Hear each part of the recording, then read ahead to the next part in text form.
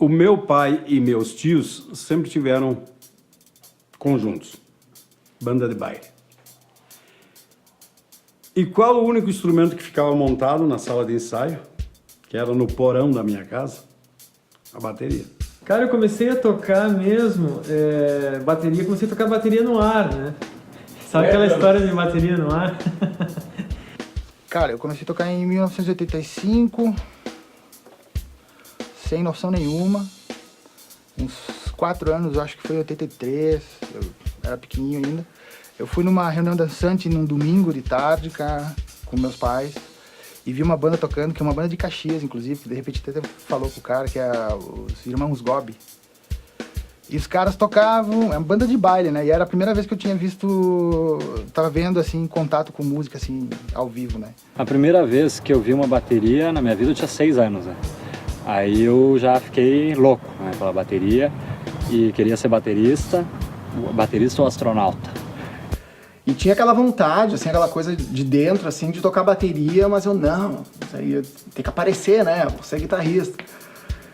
E aí teve uma hora que eu disse, não, quer saber? Eu vou tocar bateria, né? Eu vou ser baterista. Também quando eu era pequenininho, eu me lembro que eu montava latas de tinta, que meu pai pintou a casa uma vez, tinha um monte de latas de tinta, eu montei e ficava brincando, assim, batendo em tudo. E o prato, cara, era uma gaiola de passarinho, porque dava um tsh, ou seja, eu destruí várias dessas.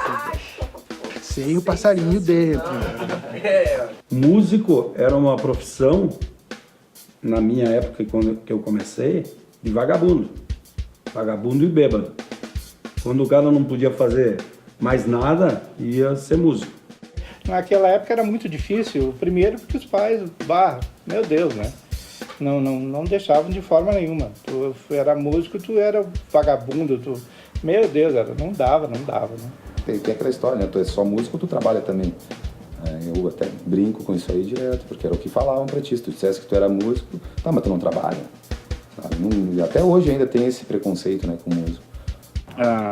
Todo mundo se preocupa porque é uma profissão realmente meio instável, né? Instável, não é nenhuma segurança, assim, para um pai e uma mãe ver o cara metaleiro, morando no Brasil, baterista no Rio Grande do Sul, Caxias do Sul, querendo seguir essa profissão, né? É uma coisa que assusta, é muito compreensível que todo mundo fique meio assim, né? Mas é um negócio que foge muito da realidade daqui, né? As pessoas pretendem, terminam o colégio, querem fazer uma faculdade, né?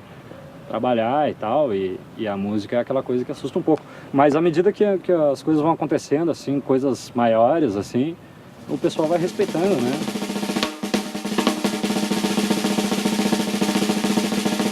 A minha primeira bateria foi uma bateria que o tecladista dos Dominantes, dessa sala que nós ensaiávamos, ele fez uma de alumínio. 2 tons de alumínio, toda de alumínio, assim, ó. Ele pegou alumínio, entortou lá, botou uns parafusos, assim, mas não canou bonitinho essas coisas, sabe? Ele era meio professor Pardal, assim, sabe? Eu não tinha bateria, né? Então eu batucava em tudo, sofá e potinho de café e tal. E ficava sempre incomodando para ter uma bateria. Eu queria uma bateria. E nisso aí foi 1 ou 2 anos, assim, incomodando sem ter. Eu morava em apartamento, é difícil também por causa disso, né? O baterista ele já tem que ter uma casa, um lugar que não incomode os vizinhos, né? Comecei, por exemplo, a minha primeira bateria, a gente fez uma rifa na rua, né? Pra conseguir uma grana pra eu poder comprar a bateria. Os meus coroas não queriam aquilo porque achavam... quer tocar um instrumento, vai tocar um violão, vai tocar umas baterias, um instrumento barulhento e tal. E nunca tinha tido contato, assim, né? E eu me lembro que eu comprei a bateria, levei a bateria pra casa, botei na sala da casa, meu pai ficou louco comigo. Passou um tempo até que eu consegui comprar uma bateria, né? Por minha conta, assim, uma bateria horrorosa, assim. Uma meia bateria. Porque a bateria que estava jogada numa escola, numa outra escola aí um amigo meu que estudava lá, não sei o que, fez um rolo e eu comprei essa bateria do cara, da escola, nem sei direito. Eu comprei essa bateria, eu tinha 14 para 15 anos, assim, paguei, acho que foi 50 cruzeiros, 80 cruzeiros. E aí levei pra casa, até os pratos ele fez assim, marteladinho, tudo de latão, assim, 2 pratinhos. E eu comecei a tocar em casa com isso aí, assim. Lembra o nome da marca? A bateria acho que era Veril. Veril. Cara, a bateria era tão velha que ela tinha pele de animal ainda. Não tinha pele sintética, tinha pele de animal. E daí depois eu ganhei a tão sonhada bateria de aniversário também. Me lembro da minha alegria, eu pulava de alegria. E aí meu pai não gostava da ideia, entendeu? De eu tocar bateria, de ser músico, assim, ele era super contra, né? Então não me dava um real, assim, né? Não dava um cruzeiro, que seja, pra ajudar. Então eu tive que comprar isso aí pra começar.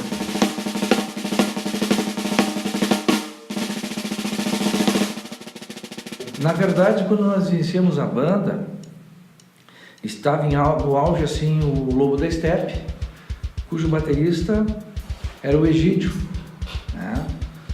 E tinha o 9 Meses Depois, que é o atual Imagem, e o Lumiere Show. Tem o Antônio Guerra, que é o baterista assim já de muita rodagem, além de ser uma pessoa extremamente bacana assim. Entrei no Lumiere Show quando o nosso amigo Pastor que foi um dos grandes bateristas que teve em Caxias, ele saiu para montar uma outra banda e eu entrei no Lumiere Show. E tocava no Lumiere comigo o Joel Viana. E a gente ficou sabendo aqui em Caxias que tinha vindo um baterista que era, cara, ele era acima da média, era fora do normal, todo mundo queria ver o Pastor tocar.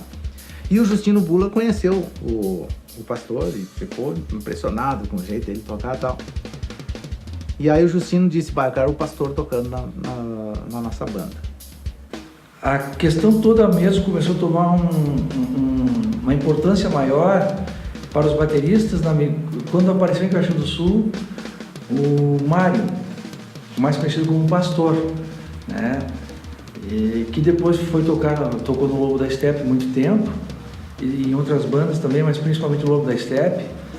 Na realidade, nós começamos em 67 com a banda, né? montando o repertório. Em 69 a gente começou a tocar profissionalmente. Que banda era? Lobo da Estepe.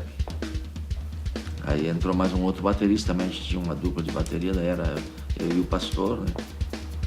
Quem trouxe eles, eu acho que quem trouxe ele para Caxias foi esse pessoal do Lumiere Show, que depois eu acabei tocando.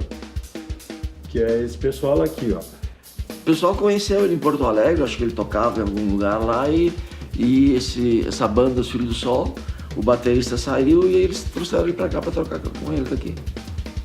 Qual é a idade de você, não sabe? 21, 22 anos. Eu nasci em 52, estou falando em 73, eu tinha 21. Vocês se conheceram em Porto Alegre, então? Porto Alegre, é. E como é que ele veio pra Caxias? Tu sabes que eu não sei bem, eu acho que ele foi contratado por uma banda aqui, eu não sei se era Ego Mecanoide ou era Lobo da Estepe. Lobo da Estepe, eu acho que era. Né? Ele veio chamado, ele veio contratado. Um dia ele convidaram, nós somos baterista de Porto Alegre, quer ir lá dar uma olhada. Nós fomos lá ver Não, tocava legal. A gente aprendeu um monte com ele. Porque ele era muito bom, ele se destacava, o Pastor. Ele era pequenininho, mas tinha uma pegada de gigante naquela bateria. É um dos poucos caras que eu vi fazer o solo do Moby Dick, do Led Zeppelin, de ponta a ponta, sem errar uma baquetada. E isso é complicado, tem que ter destreza, muita técnica e memória musical, né? Porque é um solo de mais de 20 minutos, né? O comentário era o seguinte, tu viu o batera que chegou de Porto Alegre, né? Tal de Pastor, hein? Pastorzinho, vai ver o cara tocar. Ele era acima da média. E aí então o Justino disse, tu vai convidar o Pastor para vir tocar com o Lumiere, vir morar em Caxias, porque ele morava em Porto Alegre. Tá, eu fui lá, cheguei em Tramandaí, procurei onde é que tem um clube, até que achei o lugar que eles estavam tocando, encontrei eles lá. Sei lá, cheguei nela perto de meio-dia, tinha recém-levantado. E aí eu disse, cara, é o seguinte, eu vim aqui te convidar para tu fazer parte da nossa banda, o Lumiere Show, lá em Caxias, que é uma banda assim, vamos embora, eles. mas eu queria dizer, cara, sim, eu vou. Eu não precisei argumentar nada, sabe? Ele gostou muito da ideia de vir tocar em Caxias, de vir tocar com a gente. Aí ele reuniu o pessoal e disse, tô indo embora. e foi assim, eu fiquei, mas tu vai agora? Sim, eles têm outro baterista, não precisa, sim. Pai, onde vai morar? Não sei, tô aqui, com a malinha embaixo do braço, me chamaram e eu vim. Eu fui o cara que fui buscar ele pessoalmente para vir tocar em Caxias, e depois daquilo ele nunca mais saiu daqui. Eu tenho uma história aqui em Caxias do Sul, né? Que pra mim é minha terra, eu sou porto-alegrense, mas sou caxiense. Tem um histórico muito bonito. Quando eu entrei nessa banda chamada Lobo da Estepe, cara, pra mim foi um orgulho enorme, cara. Pra mim foi uma energia positiva. Pô, eu tava louco pra tocar nessa banda aí. Então, muita gente começou a fazer aula com ele, aprender, querer tocar bateria, porque ele era, na época, eu tô falando, na época ele era muito acima da média. Muito acima da média. Muito. Eu sou pioneiro dando aula, né? Acho que a primeira escola de música que teve aqui em Caxias do Sul, a Escola Livre de Artes, que eu fui professor, e depois, por diante, passou um monte de gente pelas minhas mãos, meus alunos que estão tocando aí, que um abraço em todo mundo. Quando o pastor veio para cá, eu fiquei amigo dele de cara. Nossa, ele tinha uma bateria, era um lilás ou um azul transparente, assim, acho que tinha uns 5 tons. Cara, era uma loucura, eu sentava naquela bateria. Então o pastor era aquele cara, assim, que ele... Não dá pra dizer que é um ícone, assim, mas ele era uma referência, digamos assim, na cidade. Porque todos os músicos sabiam que o pastor era baterista. Tinha uma gurizada que tinha recém começado a ter aula com um cara que era a coqueluche na cidade. Que era uma pessoa que realmente transmitia para a gurizada o que elas queriam tocar, né? Não ia te dar um método chato, uma coisa pedagógica. Ele te dava de cara o prazer de ter a coordenação e tocar um instrumento. E essa pessoa era o Vitor. Depois eu fui estudar com um cara que foi realmente o que, vamos dizer, me colocou no mundo da bateria, me deu a sua filosofia dentro do instrumento, né, que foi o Vitor Machado, né, que foi uma influência para os bateristas da minha época. Não sei se tu chegou a conhecer o Vitor. O Vitor é um negão, Vitor. Era muito bom baterista. Ele, se não me engano, hoje ele mora em Osório. Ele era batera de um conjunto que tinha em Caxias antigamente que chamava Brasil Exportação. E ele é uma figura, assim, é um cara super simpático. Ele é um cara muito do bem, assim. E ele tem o Fábio sempre falava isso daí, eu sou meio copio dele isso aí, né? Mas o Vitor é um cara, assim, que eu enxergo ele tocando num Djavan da vida, assim. Porque ele tem um jeitão todo malandro, assim, mas ele, é muito legal ver ele tocar, assim. E aí vi o Vitor tocando. E aí fiquei impressionado, né? Porque o Vitor tocava, eu acho que ainda toca muito, mas né? Mas na época, assim, que eu vi ele tocando, eu caí de costa, porque o cara fazia todos os rudimentos, paradiddle, tatamama, e fazia sabendo o que estava fazendo e tal. E aí, foi um choque, assim, né? Eu lembro que eu vi o Vitor e me chamou muita atenção porque ele era um baterista muito limpo. E ele tinha ele era muito preciso no fraseado, nos grooves que ele fazia. O Vitor dava aula no ateliê da universidade e ele chegou a ter 60 alunos, né, estudando com ele numa salinha pequenininha, com uma estrutura precária, mas a gente, enfim, fazia daquilo ali a nossa vida, né? Porque a gente gostava não só do método que ele tinha de ensino, como da filosofia que ele trazia. Ele era um baterista de baile, que naquela época, né, vamos botar isso 83, 84, 85, né? E era tudo no ouvido, né? Ele sentava, mostrava e tu tinha que aprender isso de ouvido. Não tinha ainda aquela coisa da partitura, né? Como o acesso para ir a Porto Alegre na época também era difícil, né? Pela condição financeira da galera. Então nós tínhamos aqui na cidade um professor de acordeon que manjava alguma coisa de batera, que era o professor Caf. Então todo mundo acorria a esse sujeito aí, mas não era aquilo que os bateras precisavam, né? Então ele dava de bom grado aquilo que ele sabia, mas a gente sabia que tinha algo além daquilo. né? O que aconteceu? A gente começou a lutar com as armas que a gente tinha, né? Eu tocando baile, então eu fui ouvindo, mas a dificuldade de entendimento para os bateras, no caso os americanos, os europeus que tu ouvia, assim, era muito distante, né? Então a gente morria ouvindo para fazer os covers para chegar mais próximo possível, né? A primeira coisa que o Vitor fazia com a gente, né, eu sou um deles, é nos deixar muito à vontade, né? Então ele deixava claro que o lance de tocar é um prazer, é uma dádiva, é um prazer, e a gente tinha que ser muito feliz tocando. O que vinha contra tudo que se... Essa cidade aqui na época, 30 e poucos anos atrás, era bem mais conservadora, né? Então, nenhuma área, ninguém te dizia isso na época. E o Vitor estava aí para dizer, olha, tu pode ser feliz tocando bateria, né? Tu pode desenvolver alguma linguagem tocando bateria. Nós fomos os primeiros a fazer uma coisa diferente, tu entendeu? Dentro aqui nós estávamos numa terra totalmente desconhecida de informações, né, para batera, tu entendeu? E a gente, devido o campo que a gente estava atuando, que era o baile, a gente era um pouco mais capacitado a passar esse tipo de informação para a gurizada, que é o ABC da história, né? Trabalhar a divisão, trabalhar a condução, esse tipo de coisa, né? O Vitor era um cara legal, porque ele falava tudo, né? Não tinha essa coisa de... isso aqui eu não vou falar, porque tem uns caras que não abrem todo o jogo, assim, né? E ele falava, assim, era mais bate-papo do que aula, assim, né? Tinha outros bateristas bons de bandas de baile, não? Tinha uns caras bons, mas o pessoal era muito carrancudo.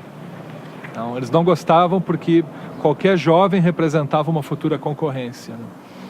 Então, eles não gostavam nem que tu fosse no ensaio deles, entendeu? Eles tinham instrumentos importados, né? As bandas de baile eram onde nós íamos adorar um prato paste, uma bateria Ludwig ou o Rogers, que tinha o Itamone. Mas o Vitor era diferente, ele levava a gente para assistir os ensaios. Ele botava a gente ali dentro, atrás da bateria, né? Dizia, a gente vai tocar em tal baile. Vocês me avisam que eu libero a entrada para vocês assistirem o baile na frente do palco, atrás do palco. Então ele tinha essa generosidade que ninguém tinha, né? Quem realmente difundiu, e aí foi com um embasamento mais teórico, assim, que foi buscar informação em outro lugar, foi o China. Isso eu não tenho dúvida disso aí, né? Que daí o Fábio começou os estudos dele, acho que até ele passou pelo Pastor também, e depois ele foi buscar conhecimento em Porto Alegre, né, em São Paulo. Então o Fábio já virou outra cabeça, assim. Então o Fábio veio com método, veio com aulas diferentes, né? Então pra mim, assim, até a base de tudo que eu toco, tudo que eu sei, eu aprendi com o Fábio, né? Aqui da região, assim, aqui de Caxias, assim, a gente ouvia falar muito na época do Schneider já. Tava começando a dar aula, tudo. E depois de um tempo também eu fui fazer aula com o Fábio Schneider, que eram os caras da época que eu mais ouvia falar, assim. Que eram uns caras que realmente tinham levado a bateria um passo à frente. Bom, comecei a tocar bateria porque minha mãe, como eu disse, eu era extremamente hiperativo e minha mãe precisava que eu fosse fazer alguma coisa. E aí ela descobriu um professor que na época ele se destacava bastante, que era o Fábio Schneider. E aí eu comecei a estudar com ele, com o Fábio Schneider. Isso há uns, 14, 15 anos atrás. Na época em que eu enfim, né, fui começar os meus estudos, eu acho que quem tinha um nome mais forte em Caxias era o Fábio Schneider, como talvez até hoje seja, né? O Schneider, cara, pra mim, foi um cara super importante porque a parte didática o pouco que eu tenho de didática da bateria veio dele, assim. Ele passou muito livro, eu fiquei estudando bastante com ele. E ele, como professor, cara, é um cara sensacional, assim. Eu até, não sei se é legal falar isso, mas eu até prefiro ele como professor do que como baterista, cara. Não que ele é ruim baterista, ele é um excelente baterista, um cara super profissional, assim. Só que eu acho que a história dele de professor, assim, tá mais forte do... Porque, cara, ele formou muita gente, né? A galera essa do meu tempo aí toda foi formada por ele, assim. Eu acho que o Fábio é um ponto importante, né, nessa ligação. E acho que ele é um cara tipo um aglutinador, né, de energia em torno da bateria em Caxias, e não só em Caxias, mas na região toda da Serra, né? Então acho que ele é um polo, é um cara que é muito importante, que eu costumo até brincar que ele é o embaixador da bateria em Caxias. Aí veio um segundo aluno, veio um terceiro, veio um quarto, e aí a coisa começou a andar, né? Aí eu disse, não, peraí, vou ter que acho que esse mercado é legal e vou ter que correr atrás. E aí tu chegava lá no China, na escola dele, pá, era um armário cheio de método. Era umas gavetão, assim, cheio de videoaula, assim. E aí ali a gente começava a absorver, né? Muita coisa do Fábio, né? Que ele era um cara sempre... Como ele dava aula, ele tinha isso como uma... Não digo uma obrigação, mas ele se tornou, assim, uma referência em aulas. Ele tinha muito material de tudo que tu imagina. Ainda tem, né? E ele era um cara... Ele é um cara meio aficionado, assim, por métodos também, né? Então ele comprava muita coisa. Então ele tinha muito material. Sim, aí nesse meio tempo eu comecei a procurar outras informações também, né? Além do Fábio, eu sempre fiz aula com o Fábio, e além do Fábio eu fui buscando outros professores. Exemplo, o Roberto Secato, a Mauri Maciel, Cleberton Ribeiro, o Kiko Freitas, o Luke Faro, Rodrigo Lopes. Claro, eu conhecia outros bateras, assim, mas na verdade tinha uma certa concorrência, assim, entendeu? Uma certa assim, não, minha banda é minha banda, meu trabalho é meu trabalho, assim, não tinha muita troca, entende? Eu não queria mostrar o jogo de cara. Eu acho que sim, cara, pelo menos é o que eu me lembro, assim, entende? Muitas vezes a gente conversando com colegas e até colegas músicos, assim, que chega a comentar dessa época, eu sempre disse para eles que eu gostaria de ter